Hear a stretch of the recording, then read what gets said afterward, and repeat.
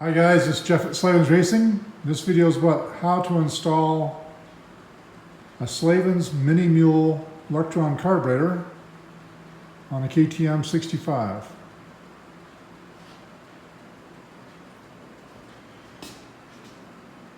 So first thing you need to do is remove the tank from the seat and then remove these lower subframe bolts.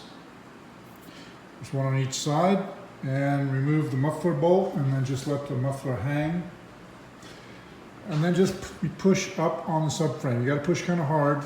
Now don't loosen these bolts because I leave those tight so they'll hold the subframe up. So just leave those alone and push up hard. And then you can see that's going to give you access to the carburetor. Otherwise, the frame is in your way. So now we have good access. So we'll go to the next step. All right, so in order to put the Electron carburetor in, you have to remove the shock. You can do that at the beginning if you want, make it easier to get the stock carburetor out as well. Although the stock carb will come out with the shock in place, but just remove the shock. It's just 2 bolts and it pulls out the back. I also remove the mud flap because it's really stiff and it's just difficult to get the shock out with that in place. That's just 2 little bolts. And so now we can just put the subframe back down, put your hose clamp in there, open it way up to where it fits really sloppy on here. And then just push this down and it just goes right on. Then you can tighten this clamp, put your shock back in, put your mud flap back in, put your muffler bolt back on. And then you gotta put the gas tank back on. And from there, I just want to give you a little tip on the throttle cable. I see guys that clamp these down tight with the cable tie. I don't like that. I like the cable to float, so I just tuck it in here behind this radiator hose and then install the tank. That allows the cable to move around some whenever you're moving the bars back and forth so the idle won't go up, or excuse me, the RPMs won't go up. And I just think that's a safer way to do it.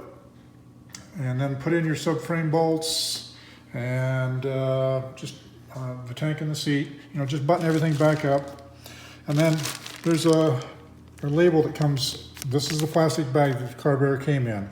And this label here is very important. You should just peel it off and stick it somewhere. It's got the bike, the size of the carburetor, the metering rod that's in there, 5-0, the setting, 1.925 inches, and the serial number. So the serial number is important because if you ever need to call Electron for something, they want to know that. So they can look up exactly what you have. And that's about it. If you happen to need to do to richen it or something, so if the bike is, if you feel like lost low end torque or just feels a little flat, that's a sign of leanness. So you'd want to richen the metering rod. We've got a separate video on that, but you just remove the top of the carburetor, slide this out, and then you can watch that other video on how to richen the metering rod. Chances are you won't have to do that. These are usually plug and play, but not always, because not all bikes are the same and not all gas is the same, and the way you do your air filter and muffler and everything else. So they're not totally plug and play, but they're very close to that. And these things put out about, the Electron dyno shows they put out 2 more horsepower than stock. On the 65, 4 horsepower more. On the 85, those are huge, huge numbers, huge percentage gain of horsepower.